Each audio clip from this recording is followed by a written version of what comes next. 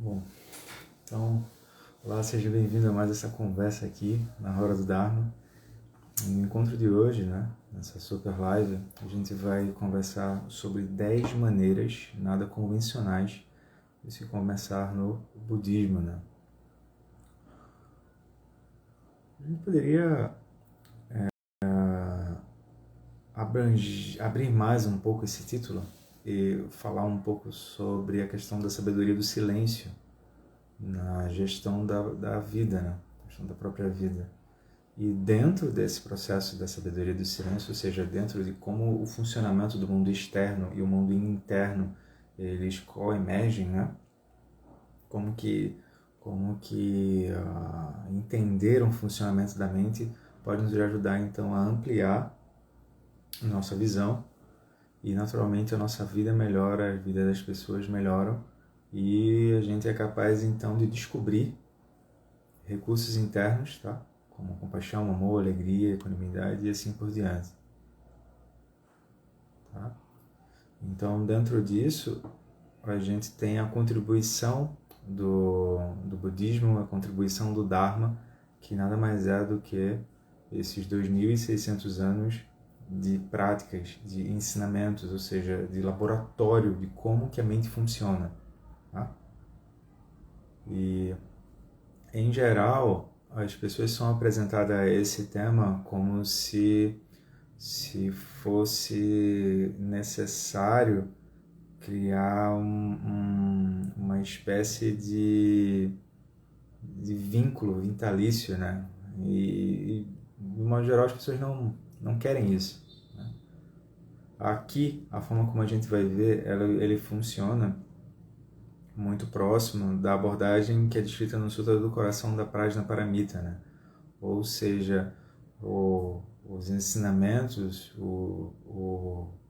todas as abordagens existentes, os métodos, que é o ponto principal, eles servem como pontes para nos levar da margem da ignorância para a margem da lucidez. Então, a melhor forma de a gente começar a ver esses encontros é como pontes de sabedoria. Então a ponte, ela não leva, como a gente acabou de falar, ela nos leva da margem da ignorância para a margem da lucidez. E no meio disso, a gente já poderia começar com uma citação. Então, por exemplo, o próprio budismo ele não pertence a uma cultura, Nós podemos ter a tendência a achar que existe o budismo indiano, o budismo japonês, assim por diante. Ele também não é oriental nem ocidental. Essencialmente, o que é isso, Essa sabedoria é ter discernimento, E todas as pessoas têm esse potencial para praticar essa sanidade absoluta, É uma correlação do discernimento, que brota do silêncio, da meditação, com a experiência baseada no potencial dos próprios seres. Então, é necessário, é por isso que a gente começa esse encontro falando sobre o ponto principal, essa sabedoria do silêncio na gestão da nossa vida, na gestão do mundo interno, na gestão desse aspecto contemplativo. Então, por isso que os ensinamentos têm a capacidade de se adaptar a qualquer contexto cultural. O Dalai Lama ele vai dizer que nós temos 50% de Dharma, ou seja, ver as coisas como elas são, 50% é como que aquela cultura vai ser examinada, vai ser vista. Lembrando que o ponto principal dessa sabedoria do silêncio, desse aspecto contemplativo, não é coisificar, não é psicologar, não é a coisitude, ou seja, dar solidez às coisas. O ponto principal é sempre dar abertura, ver a liberdade inerente da mente nas diversas situações, onde todo mundo ao redor só está vendo solidez e, inevitavelmente, sofrimento. Então, essa citação ela termina com cada abordagem, ou seja, existem inúmeras abordagens para a gente poder começar, se dá pela compreensão transcendente às aparências. Em geral, nós estamos com os olhos tensos, nós estamos com os ouvidos tensos, nós estamos com o nariz tenso, tudo muito tenso. Então eu não consigo ultrapassar os próprios pressupostos de como que as coisas deveriam ser ou como elas são de fato. É como se eu não conseguisse achar o meu lugar, o meu assento diante da realidade como ela é. E em seguida o que acontece? Eu fico tentando impor essa realidade fabricada da bolha em relação a essa realidade mais profunda. Aí é natural que a gente sofra. Mas o sofrimento ele não é nossa condição natural, tá? Então essa citação foi de Jamgon Kongtrul III.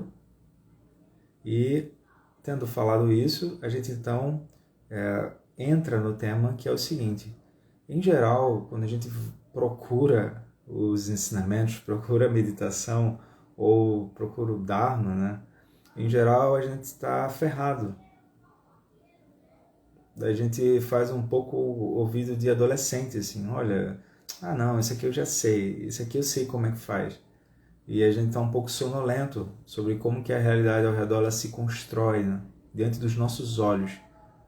Tá? Então, é natural que a pessoa queira começar por aquilo que é familiar para ela. Então, ela quer começar por algo que ela diz, olha, isso para mim faz sentido. Não é? Então, se a gente chegar para uma criança, por exemplo, e tem os brinquedos, e os brinquedos dela favoritos, né? E a gente chegar para ela e diz, olha, tá na hora de você estudar aritmética. Ela vai dar uma olhada meio de lado assim e vai fingir que tu nem tá ali. Então o que acontece? Não, talvez seja até inábil tu ficar explicando muito para a pessoa qual a importância da aritmética na vida, no caso da criança, qual a importância da aritmética na vida dela. Então o que é que tu faz? Tu tenta ajudar aquela criança, de fato, a ela entender a aritmética, por exemplo, dentro dos brinquedinhos dela. Esse é o ponto. Por exemplo, tu pode ajudar a criança a ela ter um porquinho e dentro desse porquinho ela vai guardando fichas de papel. E ela vai aprendendo a contar com isso. Existem vários meus hábitos, né? Esse aqui foi só um exemplo. Então, o que acontece? O ponto, a abordagem que a gente vai trazer aqui, ela é uma abordagem que diz respeito à motivação de praticar no cotidiano. Existe a abordagem onde eu vou me isolar do cotidiano e existe a abordagem onde eu vou praticar no cotidiano. Tá? Então, nesse sentido, qual é o ponto principal? O ponto principal não é vocês saírem daqui acreditando, tendo fé no que está sendo falado.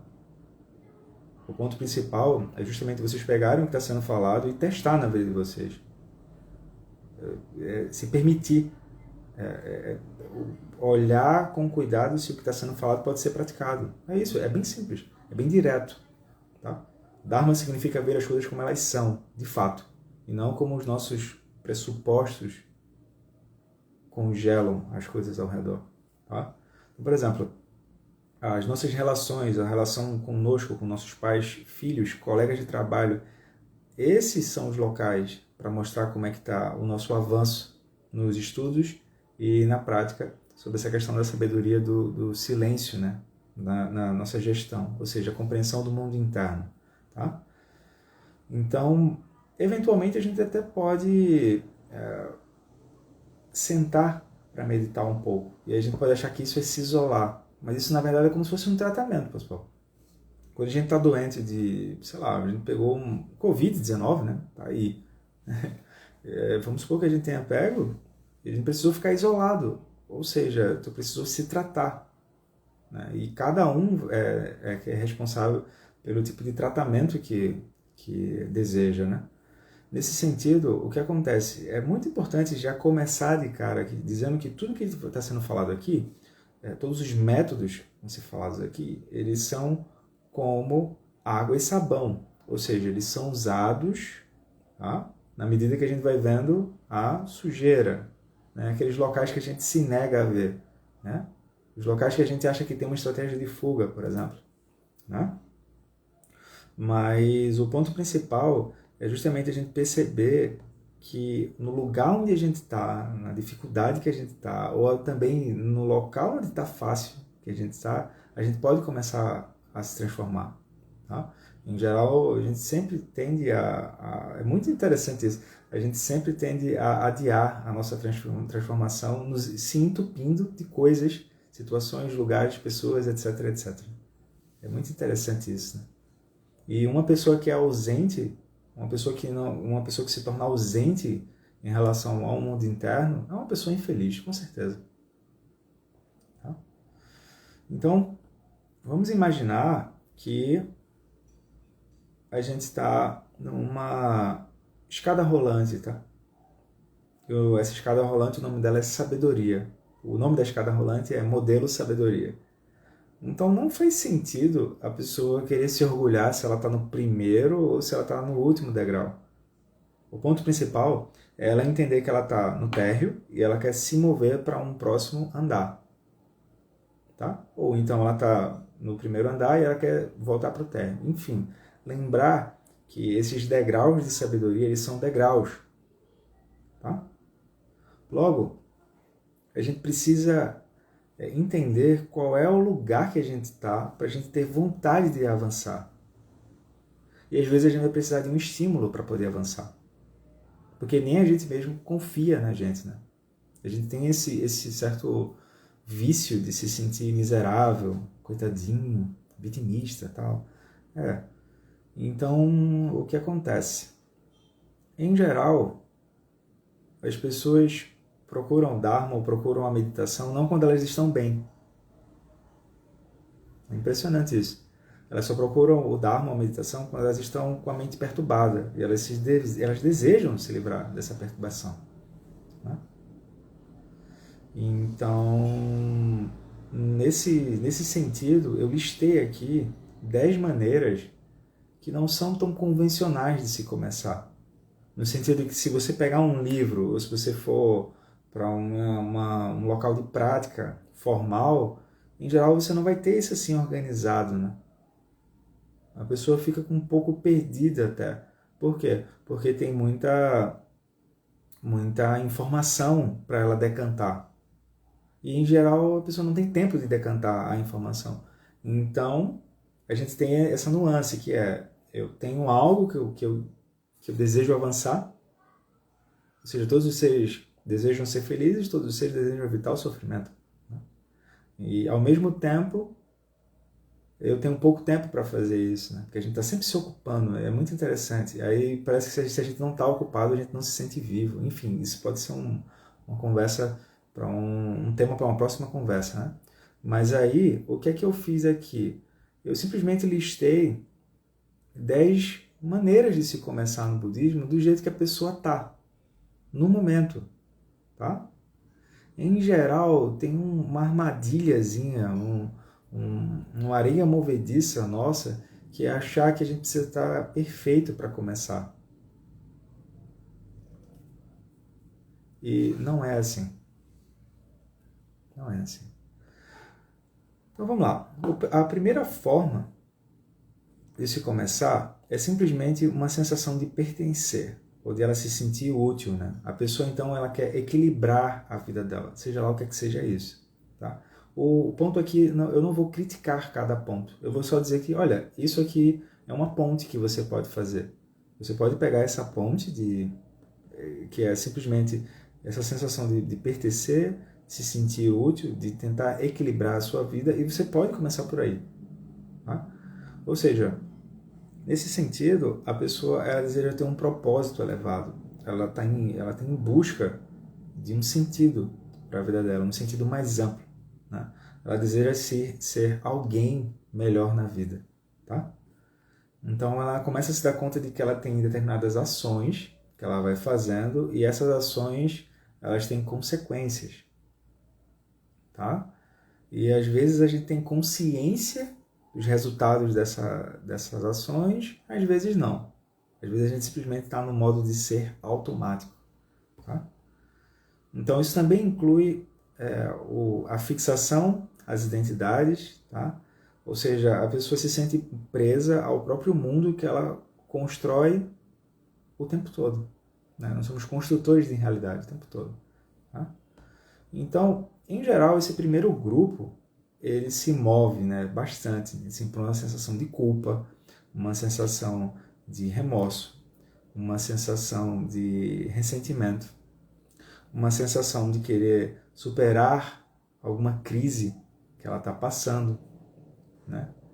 E também se move em busca de cuidado, né? Em busca de proteção, né? E a pessoa é como se ela se sentisse uma pessoa frágil diante da realidade, porque ela não conhece, ela não se conhece. Pô. Esse é o ponto. O ponto principal parece jargão, né? Mas é esse. Ela não reconhece os recursos internos que ela já tem, como compaixão, amor, alegria, equanimidade e assim por diante. Tá? Então, a gente poderia dizer que esse é o primeiro degrau de uma escada rolante chamada sabedoria do mundo interno, ou a gente também poderia dizer que isso é uma ponte, né? Que nos leva da margem da confusão onde a gente está, sobre quem somos, para a margem da lucidez. Tá? A segunda forma de se começar é buscar o equilíbrio emocional. Veja, no primeiro grupo, a pessoa ela não tem clareza ainda de que o que ela está precisando é isso. Nesse segundo grupo, ela já tem isso claro. Tá? Vou colocar aqui, agora para carregar. Nesse segundo grupo, ela já tem clareza a respeito disso. Ela tem uma sensação de que, olha, ficar vivendo a vida a partir de raiva, rancor, ódio, agressividade, né? Violência, trapaça, né? Ou seja, ficar vivendo a vida simplesmente reagindo às emoções o tempo todo, isso é desgastante. Isso não vai nos levar a lugar nenhum. Tá? Ou seja, a gente se aproxima dos ensinamentos, se aproxima da meditação porque a gente quer se livrar das emoções. Tá? Então, uma boa forma de começar é começar a entender as 6 emoções perturbadoras: orgulho, inveja, desejo, apego, raiva, carência. Tá?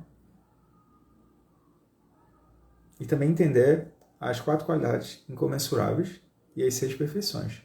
Tá? Compaixão, amor, alegria e equanimidade. Generosidade, moralidade, paz, paciência, energia constante, concentração e sabedoria. Esse é o ponto. Tá? E em seguida, a gente vai buscar localizar e purificar o que surgir dentro. Né? Aí a gente tem um trabalho de purificação das emoções. Então, é possível também a gente começar dessa forma. Tá? Porque a gente não se sinta acolhido. Né? É possível começar dessa forma. Tá? Terceiro degrau, né? Ou terceira ponte de sabedoria. A gente buscar um equilíbrio meditativo. Ou seja, a gente busca interromper o ciclo vicioso dos pensamentos, emoções, padrões de repetição a partir das técnicas de meditação. Então vocês vão ver, vocês começam a parar.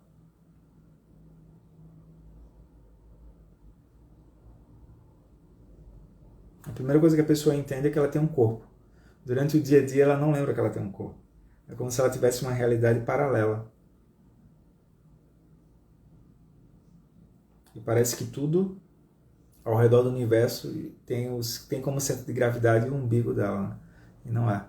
Então o que acontece? A pessoa pode começar praticando shamatha, pode começar praticando zazen, pode começar praticando sati, que é a atenção plena lúcida, né? Ou seja, os 4 fundamentos da atenção plena. Pode começar pelo Mahasatipatthana, né? Enfim, ela começa pelas técnicas de meditação porque ela quer ter, então, um determinado equilíbrio meditativo e ela acredita que a vida dela, então, vai melhorar. E, de fato, melhora. Né? O que eu gostaria só de salientar sobre essa questão do equilíbrio meditativo, né, que isso é um papo que a gente pode aprofundar mais depois em outras lives, é a questão principal que é, gente, os pensamentos eles não precisam ser abatidos. Tá? Eles não precisam ser abandonados. Porque os pensamentos, se a gente olhar com cuidado, o que é os pensamentos na mente? É como se a gente estivesse querendo escrever o nome completo na água.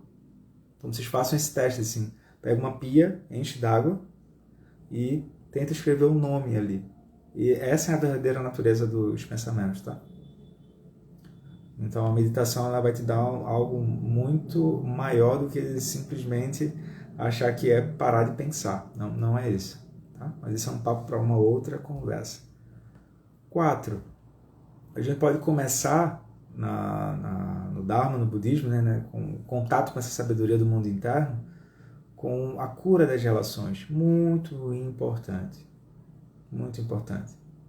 Né? Ou seja, a gente já começa a entender que de nada vai adiantar a gente sentar 15 minutos por dia se as relações ao redor, né? Ou seja, eu pratico 1 hora, aí as outras 23 horas eu estou aprontando ao redor. Eu estou mexendo o máximo com ações não virtuosas de corpo, energia e fala. Não vai funcionar. Se isso acontecer, não vai funcionar. Ou seja, você começa a entender a importância de pacificar e curar as relações ao redor. Tá? Então, relação com o pai, relação com a mãe, relação com a própria pessoa. Parece um pouco com a primeira abordagem com a terceira, né? Só que aqui, essa questão da cura das relações, é que a pessoa agora se dá conta de que quando ela olha para outra pessoa, não é só um olhar que ela está dando, ela está dando um nascimento ao outro. Então, o maior presente que a gente pode dar para as pessoas é a nossa atenção. A gente pode achar que é um bem material, né? Mas a gente só dá um bem material se a nossa atenção conseguir ver o outro, pô. Por exemplo, vai ficar estranho se vocês chegarem para mim e vocês comprarem, deixa eu ver alguma coisa que ficaria muito estranho aqui. Vocês comprarem uma arma para mim. Ficaria uma coisa muito estranha para mim. É isso, né? Então, muito importante que a gente comece a perceber isso, tá? Essa questão da cura das relações. Essa cura conosco, a cura com os outros. Isso inclui as nossas relações de infância, as relações da adolescência, as relações adultas. Eu não sei se vocês lembram, e quando a gente era criança, a gente teve um determinado imaginário interno, uma determinada paisagem. Na vida adolescente também, né? As pessoas que passaram pela nossa vida durante a universidade. E agora na vida adulta também. Então a gente vai curar e pacificar as relações passadas e as relações futuras, tá? E as relações presentes, naturalmente. Tá? Uma boa prática para isso é a prática de Metta Bhavana, ou a prática de Tonglen também. Tá?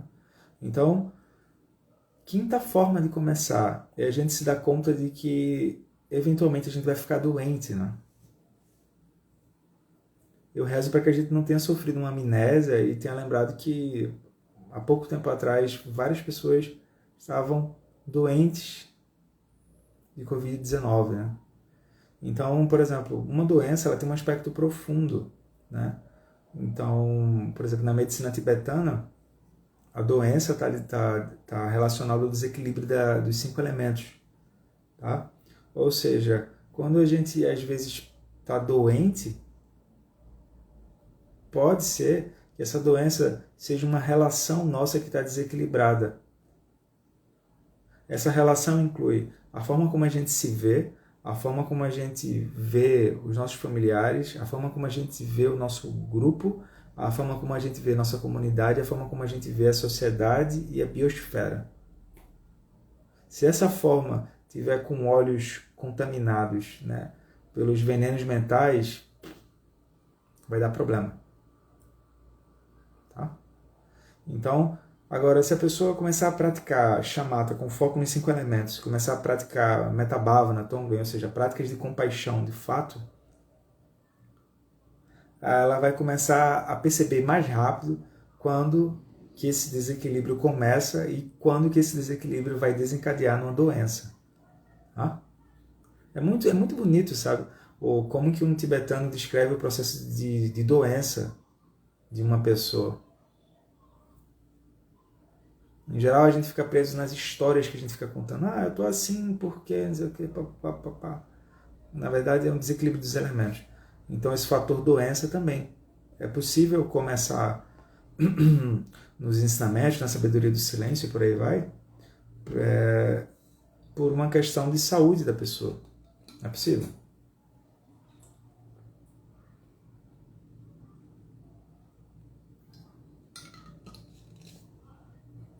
sexto degrau, né? O sexta ponte, né? O luto, a morte e o morrer. Então, não quero preocupar ninguém, mas para a gente morrer, a gente só precisa de uma condição, que é estar vivo, né? E essa condição está fora do nosso controle. Será que a gente está preparado para morrer, pessoal? Né? Então, existem práticas dentro do budismo, dentro do Dharma, que auxiliam a pessoa no processo de morte e auxiliam a pessoa no processo de luto também. E auxiliam as pessoas que estão no processo de morrer. Por exemplo, pode ser que uma pessoa próxima nossa morra, né? E aí, o que é que tu sabe fazer? É só chegar na outra pessoa, bater no ombro e dizer minhas condolências, meus pêsames. Isso não ajuda em nada, pô. Né? Agora, como é que tu faz para ajudar o outro de fato, assim? Aí ele, né, melhorar a energia dele, né? Aí ele se sentir acolhido de fato diante da dor, né? É com frases motivacionais que nem a gente mesmo coloca em prática, pelo amor de Deus, pô. Então o que acontece? Existe uma abordagem mais profunda, né? Diante disso que a gente pode ter. Então, por exemplo, a gente pode utilizar a abordagem de localizar a quinta sabedoria. Vocês lembram que são 5, né? Sabedoria do espelho, igualdade, discernimento, causalidade e dharmata. Então a gente pode localizar a sabedoria de dharmata ali mesmo, durante aquela experiência do morrer ou de morte, né? Ou de luto também. Tá? Aqui eu não estou generalizando o luto como, por exemplo, o fim de um relacionamento. Não estou. Mas poderia ser também, tá? É que eu estou colocando o luto como a perda mesmo, a perda física de alguém. Tá? Mas a gente também poderia entrar olhando o ensinamento sobre os 6 bardos. Ou seja, como que a consciência, a mente, ela cria a experiência de delusão durante 6 estágios transitórios. Né? Viver, morrer, o bardo do sonho, o bardo da meditação, o bardo do Vyasa e o bardo do Dharmata. Tá? Vale a pena pesquisar sobre isso, vale a pena internalizar esse tipo de ensinamento. Tá? A gente também poderia olhar como que o budismo vê a morte a partir dos 12 elos da origem independente, ou seja, o 12º elo não é o fim de fato. São 12, né? Então o 11º, o 12º entra de novo encadeado no primeiro e assim por diante. Ou seja, a experiência de como a mente se confunde e cria os ciclos de mortes e nascimentos. Tá? A gente também poderia entrar pelo Sutra do Coração para entender aquilo que é incessante e por natureza semelhante ao céu em nós, tá? Então essas são abordagens que a gente poderia ver, tá? Sobre essa abordagem do viver sobre essa abordagem do luto, da morte e do morrer, a gente poderia olhar o livro tibetano do Viver e do Morrer, ou Ensinamentos sobre Vida e Morte de Charles Tuku Rinpoche, tá? Vale a pena. 7ª forma de começar, a gente poderia começar pela investigação, né? Pelo exame da consciência. Tá? Exame da consciência. Em geral, o que a gente gosta mesmo é de apontar dedos. É fácil, né? Mas esse exame da consciência. Vocês estão vendo que eu estou sentado aqui, né? Estou bem aconchegado aqui. A gente também pode fazer isso dentro da mente. Tá? Então, a gente vai usar dessa questão do raciocínio, né? Ou seja, nós temos um raciocínio lógico, a gente consegue entender como é que as coisas funcionam, né? Ou pelo menos a gente desconfia, né? Então a gente tem essa questão dessa investigação científica, não é o CSI, tá? Ou seja, a gente tem um senso crítico, né? Então a gente pega isso que a gente já tem e olha para dentro agora. Já chega de ficar olhando para fora, pô. Já chega. Tá? Olha para dentro. Ou seja, a gente verifica se o que está sendo falado e descrito nos ensinamentos, né, é condizente com a nossa realidade. Por exemplo, será que a impermanência existe ou não? Será que a mudança ela é um fato ou não? Bom, se a gente gosta da impermanência ou não, bom, gostar ou não gostar não muda o fato da impermanência. Né? A impermanência está aí, a mudança está aí. Se a gente quer ver ou não, aí de fato, nós temos todo o direito de negar que a realidade está aí. Agora, a gente não pode negar as consequências de negar que a realidade está aí, tá? E as consequências é, de cara, sofrimento. Tá? Aflição mental. E essa aflição mental depois se desdobra em energia e corpo. Tá? Ou seja, buscamos ouvir, né? Ouvir os ensinamentos, ler os ensinamentos, né? Contemplar. Não é ler os ensinamentos como se fosse revista caras, né? É muito interessante a gente termina de ler um livro, não tem dúvida, surgiu nenhum questionamento, nada. A pessoa segue celerep, né? Pelo amor de Deus. Ou seja, buscamos os livros, os textos, a gente discute com pessoas, né? Discutir no sentido benéfico, né? Ou seja, de agregar as ideias, né? Entendemos, aprofundamos os ensinamentos até que aquilo fique claro e evidente, até que a gente olhe e seja natural aquilo funcionar em nós. Tá? Então, isso aqui a gente vai chamar de insight, né? Investigação, exame de consciência, né? Uso da mente analítica. Tá? A gente poderia usar essa prática junto à prática de shamatha, ou seja, pensar, contemplar e repousar, shamatha, tá? Ou alguma prática de estabilização meditativa. Tá? Aí surge a prática da gangorra, né? Depois a gente pode fazer mais encontros sobre isso, tá? Ou seja, eu recebi ensinamento, por exemplo, a verdade da impermanência. Recebi isso. Depois eu vou contemplar. Então eu começo a ver se a impermanência é verdade ou não ao redor. Depois eu relaxo, né? A mente tem essa capacidade natural de relaxar. Muito importante isso. Né? Por exemplo, a gente está tão excitado pelos sentidos físicos, né? Olho, ouvido, nariz, língua, tato e mente, que parece que se a gente ficar um pouco quieto, parece que a gente se sente morto-vivo se ficar quieto. Isso é muito interessante. Parece que é um problema ficar quieto. Né? O oitavo aspecto, né, seguindo, é o aspecto de amor. Não é o amor de Hollywood, tá? Aquilo ali não vai para canto nenhum, pô. É um amor verdadeiro, genuíno, né? Um amor, bondade, compaixão. Ou seja, a gente começa a olhar os seres ao redor. Começa a olhar que os seres estão em sofrimento. E a gente vê também que eles podem se liberar, tá? A gente não tem pena das pessoas. Porque ter pena, tu tá solidificando o outro naquela posição. Não é isso. Pô, compaixão brota destemor, brota coragem em ter interesse pelo outro e ajudar o outro a sair daquela posição. Ele tem condições de sair disso, né? Mas o que acontece? Os próprios seres não se veem nessa posição de que eles têm condições de sair. Então, a gente não pensa mais assim. Porque o que acontece? Até o sétimo aspecto, até a sétima forma, a pessoa pensava assim: eu sou o centro das coisas. Eu tenho os meus problemas, eu quero resolver os meus problemas. Nesse item, onde a gente está olhando amor, bondade e compaixão, a gente se dá conta de que outros seres também estão presos. Por exemplo, não existe o meu sofrimento, existe, né? Existe a experiência de sofrimento. Por quê? Porque outras pessoas também estão passando ou passaram por aquilo. Mas em geral a gente não vê assim, a gente vê assim, existe o mundo lá fora, existem os meus problemas, e aí eu vou resolver os meus problemas e está tudo resolvido. Não, uma abordagem madura, né? Quem aspira a ter uma abordagem madura, uma compreensão madura diante da vida, né? Entende a questão de tentar amar, de tentar ajudar e de tentar servir, né? É para isso que a gente está aqui, pessoal. Se a gente ainda não desconfia disso, é melhor a gente apertar o botão de reset assim na vida, porque é para isso que a gente está aqui. Tá? E o nono aspecto, né? Esse nono degrau, seria um aspecto mais intuitivo. É mais ou menos assim. A pessoa, ela sente que é para ela meditar, ou ela sente que é para estudar os ensinamentos, ou que é para ajudar os outros, e ela não precisa ter um raciocínio para isso.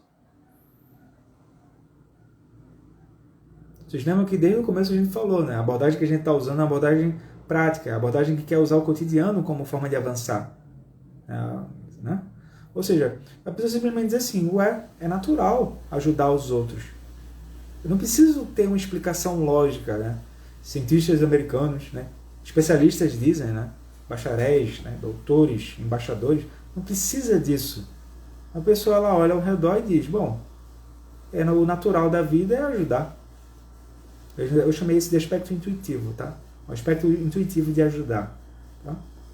Então, para isso, ela entende que ela, por vezes, ajuda e, por vezes, ela não consegue ajudar. Aí, quando ela não consegue ajudar, ela se dá conta de que tem aspectos dentro dela que é como se fosse um nó. Sabe nó? Né? Nó de... Como se ela tivesse dado um nó dentro dela. E esse nó paralisa a ação dela. Então ela começa a identificar esse nó.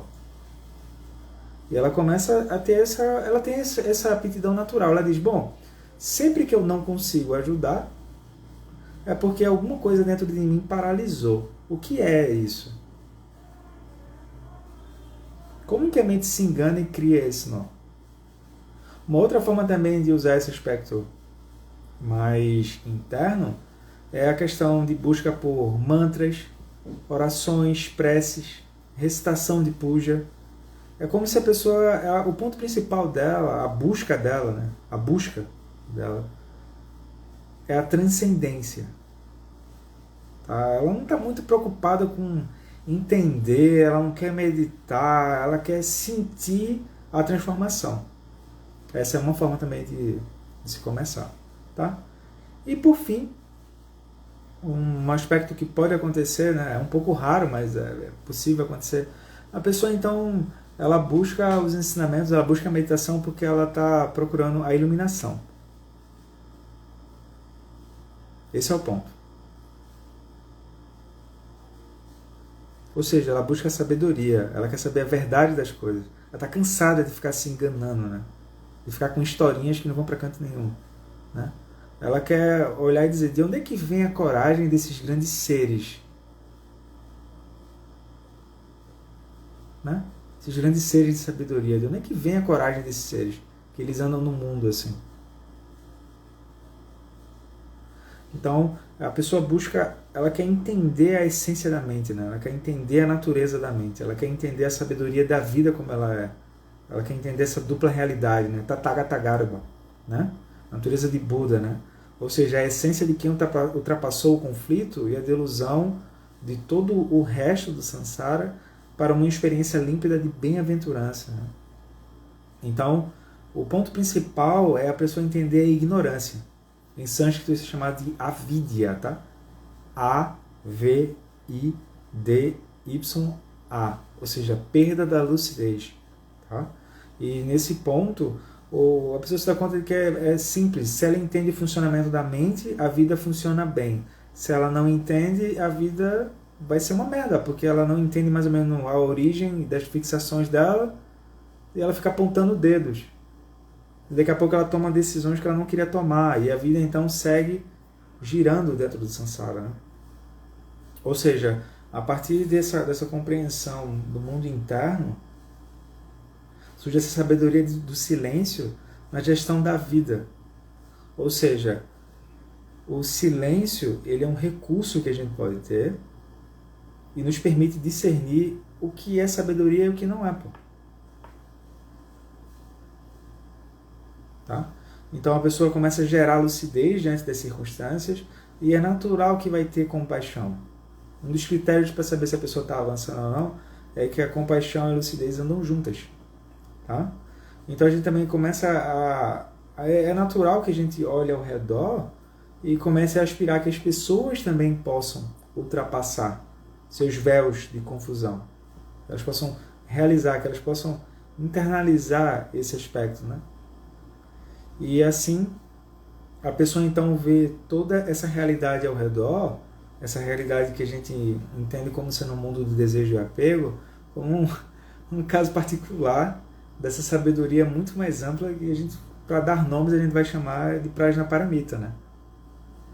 Então é natural que surja uma alegria natural que independe de coisas, situações, lugares, pessoas e assim por diante, né?